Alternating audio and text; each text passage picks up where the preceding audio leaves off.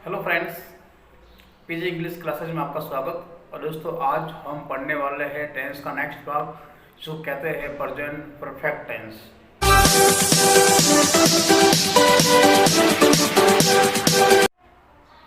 देखिए फ्रेंड्स, हमने बात कर थी प्रेजेंट परफेक्ट टेंस की। तो दोस्तों, प्रेजेंट परफेक्ट में ही अपन मतलब निकाल सकते हैं कि परफेक्ट क्या होता है, पूर्ण। हम कह सकते हैं कि मेरा काम परफेक्ट है। परफेक्ट का मतलब होता है कि आपका काम पूर्ण हो गया है। हमने दो तरह के टेंस की बात की थी। सिंपल प्रेजेंट पढ़ा है अपन ने, प्रेजेंट कंटिन्यूस पढ़ा है। सिंपल प्रेजेंट हमने देखा था कि हम जैसे कि वहाँ वर्ब की पहचान कैसे करते हैं। इसमें ता है, ती है तो वर्ब है। कंटिन्यूस में पहचान कैसे की थी कि रहा है, रही है तो वर्ब है। लेकिन दोस्तों, अगर आप यहाँ पर पहचान करना चाहते हो तो अगर वहाँ चुका है, चुकी है तो वर्ब है, या है, ई है, ये है तो वर्ब है। जैसे कि खाया है, खा चुका है, पिया है, पी चुका है, पी लिया है। तो इस तरीके से सेंटेंस एक ही है। तो दोस्तों, प्रेजेंट परफेक्ट टेंस में हम दो तरह की हेल्पिंग वर्ब पढ़ते हैं, हैज और हैव पढ़ते हैं। दोस्तों, अपन ने देखा था कि जो हैज और हैव सिंपल प्रेजेंट टेंस में डू और डज काम करता है।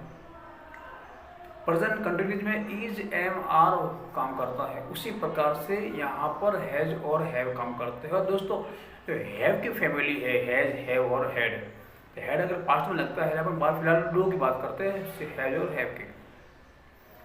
तो हैज और हैव हमेशा वर्ब की थर्ड फॉर्म को लेकर के आते हैं, वो कभी अकेले नहीं आ सकते। इसलिए वो हमेशा, हालांकि वो एज ए मेन वर्ब का भी काम करते हैं, आई हैव ए पेन, मेरे पास पेन है, उस तरीके से।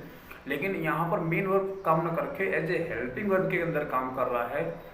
तो हम इसको कह सकते हैं कि आई हैव डन, मैंने ये कर लिया है। तो चुका है जो कि मैंने पानी पिया है या मैं पानी पी चुका, एक ही बात है।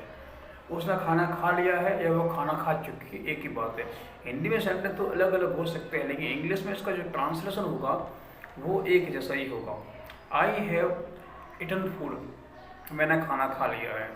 या शी हैज वॉश्ड क्लोथेज, उसने कपड़े धो लिए हैं, ये वो कपड़े धो चुकी है, एक ही बात है। तो दोस्तों, यहाँ बात यहाँ आती है कि हैज का प्रयोग कब होगा और हैव का प्रयोग कब होगा। तो दोस्तों, हैज है वो तो हमेशा सिंगुलर में लगता है, ही, सी, इट या किसी का नाम हो तो लगेगा। और हैव है तो आई, वी, दे, यू या बहुवचन के साथ में लग सकते हैं।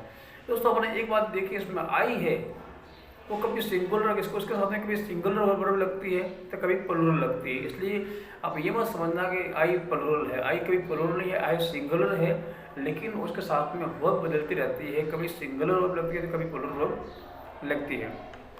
तो जैसे कि मैं लिखता हूँ, जैसे कि सीता धोती है, सीता वॉशेज या वॉश्ड, तो ये तो हो गया आपका सिंपल प्रेजेंट, सिंपल पास्ट कर रहे हैं।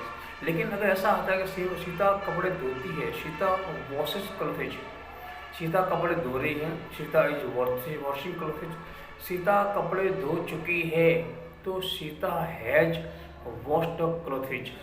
तो यहाँ पर आप सेंटेंस बनाने की कोशिश करें। हमेशा सेंटेंस छोटे से लीजिए फिर बड़ा कीजिए। पक्षी उड़ चुके हैं, बर्ड्स हैव फ्लावर, पक्षी आकाश में उड़ चुके हैं, birds have flower in the sky. पापा पढ़ चुके हैं, है ना, पापा हैज रीड, पापा अखबार पढ़ चुके हैं, पापा हैज रेड द न्यूज़पेपर।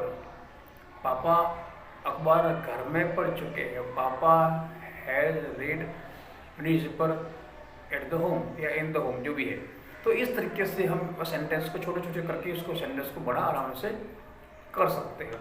तो ये तो हमारा प्रेजेंट परफेक्ट टेंस है। अगर उसको नेगेटिव बनाना चाहिए तो वही रहेगा। मैंने ये भी कहा था कि नेगेटिव हमेशा हेल्पिंग वर्ब के तुरंत बाद में लगता है नेगेटिव बनाना है। लेकिन इंट्रोगेटिव है तो डब्ल्यू को क्वेश्चन के बाद हेल्पिंग वर्ब आएगी, फिर सब्जेक्ट आएगा, फिर नोट आएगा। तो जैसे कि मैं लिख चुका हूँ, आई हैव रिटन, मैं पत्र लिख चुका हूँ, I have written a letter. मैं पत्र नहीं लिख चुका हूँ, I have not written a letter. क्या तुम पत्र लिख चुके हो, ये क्या वाला वर्ड है, उत्तर या नो में आ रहा है तो हेल्पिंग वर्ब से चालू होगा ये। Have you written a letter, क्या तुम पत्र नहीं लिख चुके हो, have you not written letter, तुम पत्र क्यों लिख चुके हो, why have you written the letter. तो इस तरीके से एक ही सेंटेंस के अलग अलग सेंटेंस बना सकते हैं दोस्तों। तो समझ में आ गया हो, बहुत सिंपल है। आप इसके रूल्स क्या है वो टेंस के बाद में पढ़ेंगे। फिलहाल मेरा काम है आपको समझाना कि सेंटेंस कैसे बनाना है। तो ऐसे सेंटेंस बना सकते हैं, छोटे छोटे सेंटेंस बनाइए, जोड़ते जाइए, पीछे जोड़ते जाइए, ठीक है। बच्चे पढ़ चुके हैं, चिल्ड्रन हैव, या सीख चुके हैं तो चिल्ड्रन हैव लर्न। क्लास में सीख चुके हैं तो children have learn in the class. तो इस तरीके से सेंटेंस बनाइए। तो आई होप आपको समझ में आ गया होगा। अगर आया है तो लाइक करें, सब्सक्राइब करें। फिर मिलते हैं एक नए सेंटेंस टेंस के साथ में। तब तक के लिए थैंक यू, बाय बाय।